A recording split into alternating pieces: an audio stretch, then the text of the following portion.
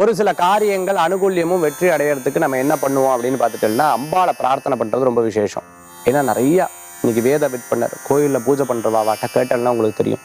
சட்டுன்னு அனுகிரகம் பண்ணக்கூடிய பரமேஸ்வரர், அதே மாதிரி நின்று சோதித்து பார்த்து உடனே அவளுக்கு பூர்ணமா அந்த காரியத்தை வெற்றி கொடுக்கக்கூடிய மகாவிஷ்ணு.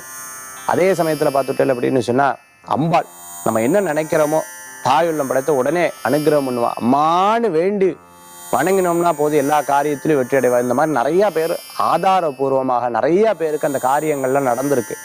நான் எப்பவுமே காமாட்சி அம்பாள் கோயிலுக்கு போற அம்பாள் எனக்கு உடனே அனுகிரகம் பண்ணுவான்னு எத்தனையோ பேர் சொல்லுவா.